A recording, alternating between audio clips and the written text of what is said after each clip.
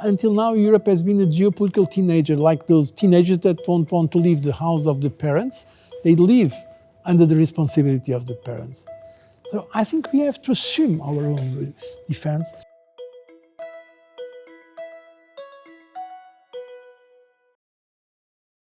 Europe, for the first time, is discussing about his defense system, strengthening defense cooperation. Do you feel that what we are doing at European level, it's enough on that? Do you think that can be a leverage to integrate the single market or to integrate Europe more?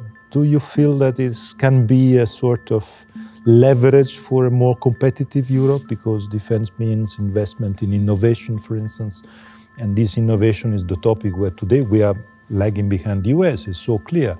And we are lagging behind the US because of fragmented single market and so on. What is your feeling about it? If you want to be a political entity, to be able to defend our values, but also to protect our interests, we have to have a political dimension that only foreign policy and defense can give us. But it was only after the invasion of Ukraine by Russia that the leaders of Europe accepted now to do something more serious about European defense. Until now, Europe has been a geopolitical teenager, like those teenagers that don't want to leave the house of the parents.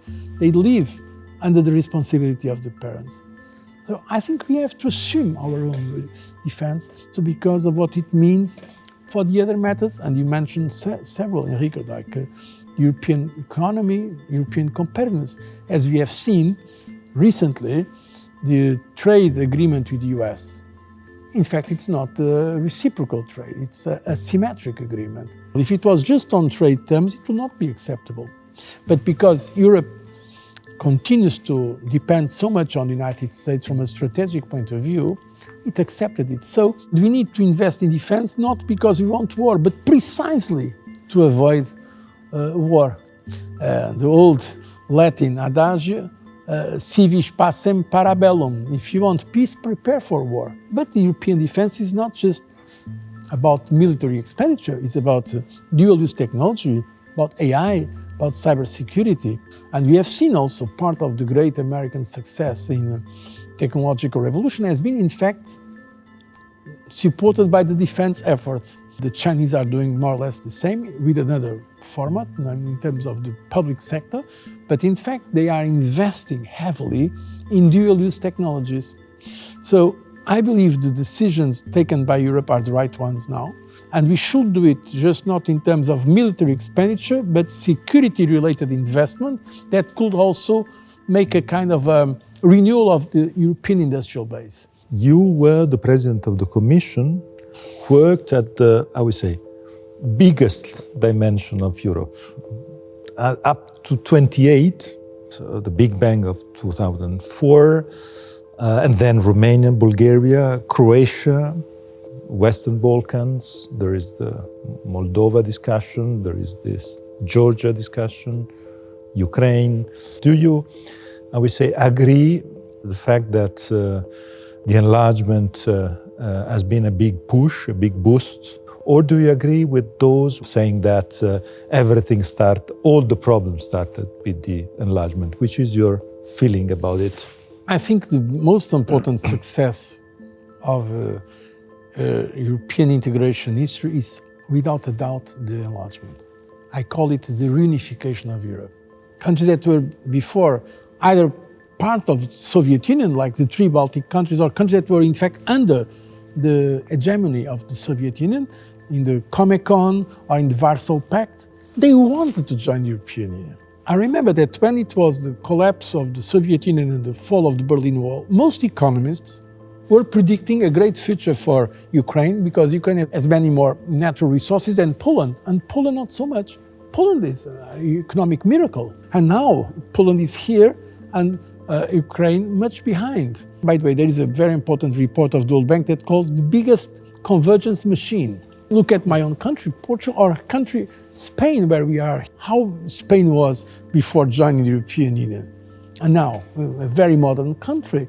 The same way that Spain and Portugal were happy to be joining, Why should we refuse that to the other countries of Central Eastern Europe? And now the same applies to Western Balkans, provided those countries, of course, fulfill the criteria, because we have to keep the commitments, our values that are well stated in the Lisbon Treaty, in our treaties, the values of democracy, rule of law, freedom, dignity, human dignity, equality of rights between men and women, and so on. These are fundamental principles. We cannot make concessions on that, but provided those countries do it, that gives Europe a real scale, because we need that scale. The famous sentence that I know that you also quote sometimes, in Europe all countries are small, the problem is that some have not yet noticed it, with all respect. France, Germany, Italy, compare with the United States or compare with China, we are very small. We, on our own, we cannot defend our interests. We need European scale, not to dilute our countries, because we love our countries, but to use the European Union as a leverage to defend our interests. Most Europeans continue to identify their country as the first political community of reference, but we had, in our passport, I have the name of my country and I have the name of the European Union, so I have two citizenships. It adds, does not diminish, okay? I'm very much in favor of enlargement. We have an historic responsibility. It's about the values, and we cannot pretend that one part of Europe is more important than the others. So I think we should keep our enthusiasm for the reunification of Europe. I think we never saw a period full of contradictions that the present one, in which there's, at one level, the need for global solutions, and at the same time, the weakening of global institutions. I think one of the most important activities for you in the last years was working on vaccines. Your chairmanship, presidency of Gavi, this world institution, public, private, on vaccine, was one of the best examples of cooperation. Is there something more concrete than spreading vaccines in the world, in Africa, as you did?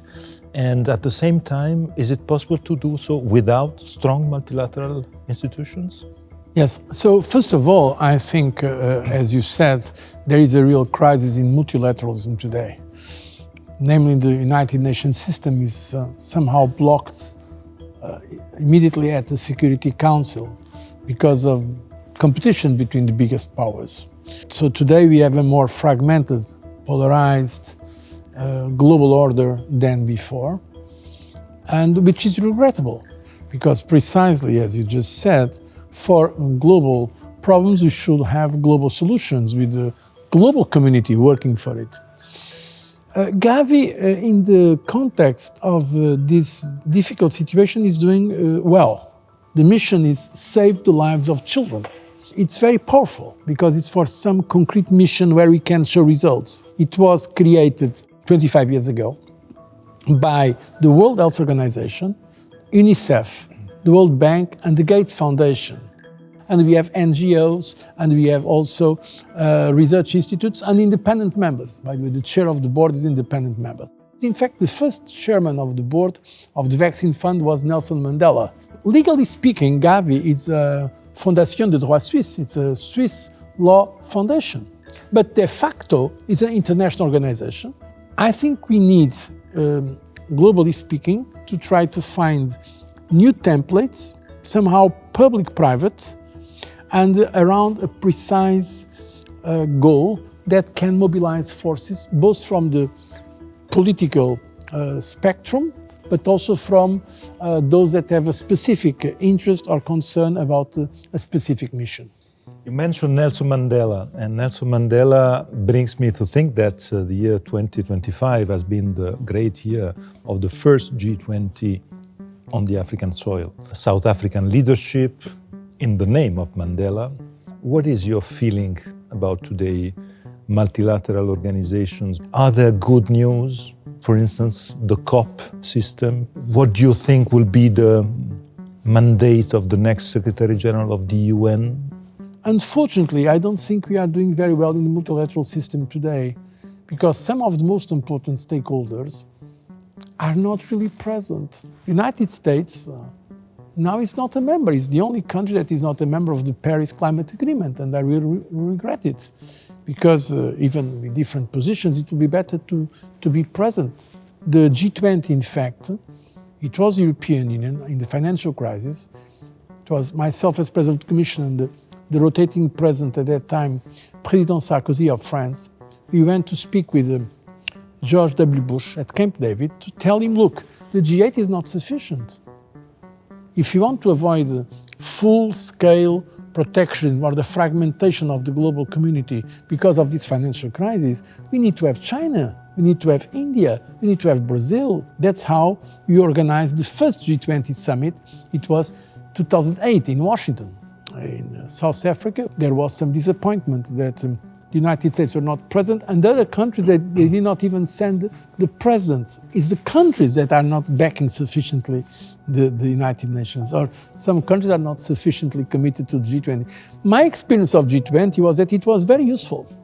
And I think the financial crisis would have been much more difficult if there was not some commitment made at the level of the G20 to agree on some common rules and some support, including the framework for growth that was discussed at that time.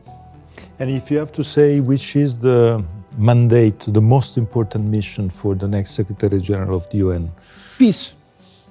Peace for me is the key issue. Kofi Annan was a great Secretary General. He has made that point clear. It was about peace, but also about development and also human rights. Some countries are now not so supportive of a democratic human rights agenda. But peace, without peace, I mean, all the other goals, including the sustainable development goals that are so important, will be in crisis. But of course, the next Secretary General should try to make some reform of the organization. Some of them are indispensable, also because some of the major stakeholders don't want to put their resources without this reform. By the way, it's not going to be easy to find a Secretary General.